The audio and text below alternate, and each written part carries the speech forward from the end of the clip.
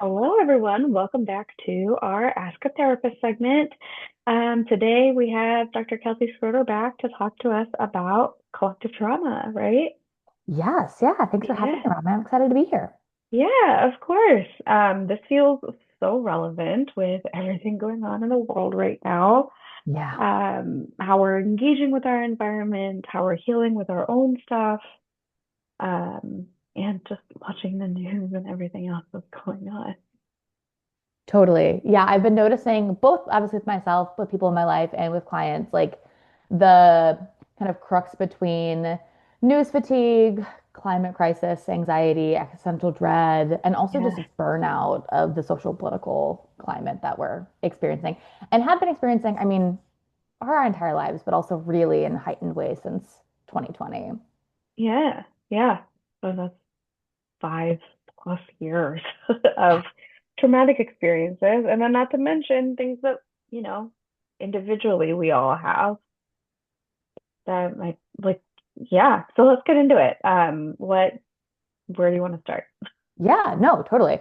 So I thought it'd be helpful to kind of start, I guess, or talking a little bit about well, one, like why are we experiencing this kind of general sense of dis-ease in the world? And like I think, right, it can feel easy, especially with the allure of like systems of oppression, like capitalism and white supremacy, to kind of go back to this like sense of normal or constantly be seeking this sense of normalcy that we're just not going to have.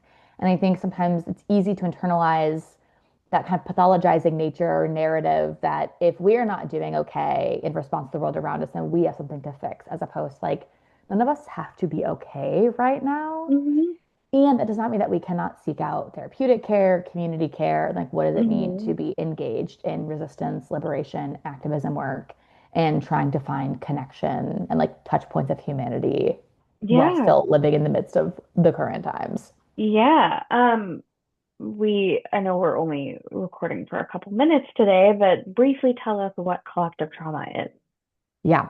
So collective trauma is really defined as a trauma that's experienced by a group, generation, or society. So historically, this could be due to things like war, pandemic, systemic racism, things like that.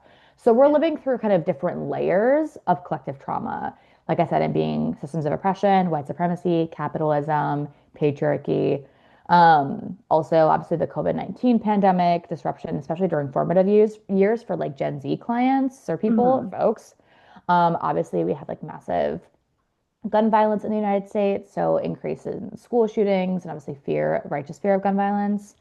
We're experiencing climate change anxiety, right? We're living in the midst of incredibly intensified police brutality. And then there's a lot of Yeah. economic and job instability. So there's these kind of different Hmm. um, categories of how we're experiencing collective trauma as a society. And again, like really the idea of collective trauma also encapsulates that these events aren't just affecting individuals, but they really reshape our greater identity, worldview, and our trust in institutions. Like we saw a lot of Hmm. institutions that historically maybe we would trust a little bit or trust a lot or somewhere in between really crumble. And I think we're also kind of seeing that in the current administration as well. Yeah. How does it usually show up for individuals? So what I've seen for a lot of folks is, again, it's a spectrum, right? There's no one right way to experience trauma, Yeah. but it can look like heightened anxiety in daily life. So whether this is a greater anxiety at like larger social gatherings, larger events, dread about the future. Sometimes for folks, it can feel kind of like a low hum in the background of like just more persistent anxiety than they've experienced in the past. Sometimes Hmm. it's very pointed fear because life does not look how any of us expected, especially after or like in the midst of a pandemic, now an epidemic, right? Like we've all Hmm. had to really change our expectations of what life is going to look like. And I think for many folks, that has also required a restructuring and some grieving process around what they thought their life was going to be like, or what they thought early adulthood, middle adulthood, late adulthood, adolescence was going to look like. And I think there's also this kind of greater sense of sometimes disconnection or isolation. I've also noticed with folks, especially because we have such easy access in like the virtual worlds that we are often a part of, that can be a great Hmm. sense of community, but it can also really perpetuate the sense of helplessness Yeah. or like each of us play such a small part. Um, and I think there is some value in exploring like what do you want your impact to be, and also that none of us have to carry any of this load all by ourselves. And again, like that's kind of the refocusing back on community. But I think it looks a lot of ways, and I think it affects everybody a little bit differently. But I do think the reality that everybody is being affected in some way, shape, or form also offers us the space to kind of normalize our experiences and also figure out like what else are we needing to further connect in that. Yeah. Yeah. What's next on your talking points Else want to there? offer? Yeah. Yeah. Yeah. What next do you want to talk about? Well, I think it might be useful to kind of dig a little bit, or I know briefly, into this idea of like how collective trauma also can disrupt our sense of belonging. So, right, like we know that common trauma responses are to internalize the trauma that you've done something wrong, you perpetuated it, you have somehow not been able to stop it, that you, again, it can really disrupt sense of agency or sense of helplessness. And I think for many folks, or many of our trauma responses can be to, again, struggle to deepen connection with community because we can feel this desire to withdraw, or we have to kind of really lean into ourselves to be able to create protection.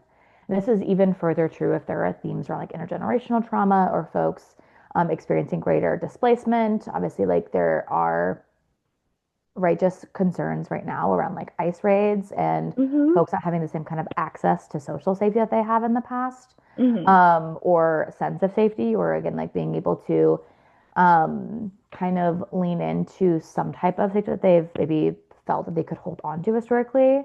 And so, what else that kind of looks like is therapeutically, right? Like finding other spaces, again, either in therapy or outside of therapy, to feel connected, to feel a sense of safety within, and again, community can be one person, it can be many people. Yeah. But really tying back into like what else do you need to feel more connected, and how do we help facilitate greater change and shifting from helplessness to greater empowerment or Yeah. agency to find greater connection. Am I Yeah. making sense?